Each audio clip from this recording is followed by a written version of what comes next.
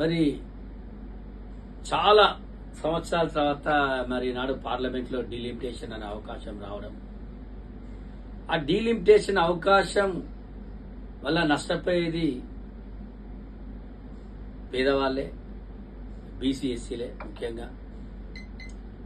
ఎందుకంటే ఇప్పుడున్న డీలిమిటేషన్ ఉదాహరణ చూసుకుని తెలంగాణలో మరి 119 స్థానాలే, రేపు అవి 175, 182 అయితే మరి అది మాలాంటి వాడికి, కష్టపడ్డ వాడికి, పేదవాడికి మంచి అవకాశాలు వస్తాయి.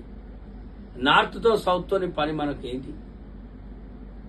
ప్రతి ఒక్కరికి కూడా మంచి అవకాశాలు వచ్చాయి. ఈ డీలిమిటేషన్ ని కూడా మనం చేజార్చుకుంటున్నాం. మళ్ళీ అవకాశాలు రావు కనుక అన్ని పార్టీలు తప్పకుండా మరి డీలిమిటేషన్ కి మద్దతు తెలపాల్సిందిగా నేను కోరుతున్నాను. ఎన్నేళ్ళలో కష్టపడ్డ వారికి రాజకీయాల్లో అవకాశాలు రావడం లేదు.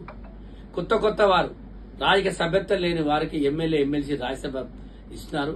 బడా పెద్ద కాంట్రాక్టర్లకు, పారిశ్రామికవేత్తలకు మరి ఏ అనుభవం లేకుండా రాజకీయ టికెట్లు ఇస్తున్నారు. వారికి ఇచ్చినప్పుడు పార్టీని కాపాడి పార్టీలో తిరిగిన వాళ్లకు అన్యాయం జరుగుతుంది. మరి అటువంటి వాళ్ళు టికెట్లు తెచ్చుకొని కోట్లు ఖర్చు పెట్టి 1000 కోట్లు సంపాదించుకునే పరిస్థితులు వాళ్ళకు ఉన్నాయి. వాళ్ళ ఐసీ ఇన్కమ్ ట్యాక్సులు, వాళ్ళకు ఉండే సేల్ ట్యాక్సులు ఎగ్గొట్టుకొని వాళ్ళకు రావాల్సిన బిల్లులు వాళ్ళు రికవర్ చేసుకోవడానికి రాజకీయాల్లో వస్తున్నారు తప్ప ప్రజాసేవ చేయాలని మన రాజకీయం రావడం లేదు.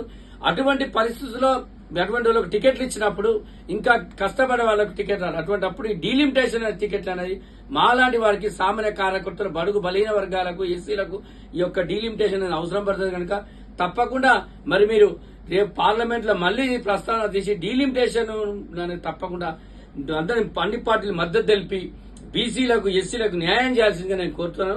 ఒక అగ్రకులాల వారి యొక్క పెత్తందారితో యొక్క డీలిమిటేషన్ ని అడ్డుకుంటున్నారని ఒక ప్రజల్లో ఒక సంకేతం వచ్చాయి. మిత్రులు అడిగినట్టుగా అటువంటి వాటికి మీరు వ్యతిరేకం కాకుండా తప్పకుండా ఈ యొక్క డీలిమిటేషన్ కి మద్దతు పలకాల్సిందని డిమాండ్ చేస్తున్నాను.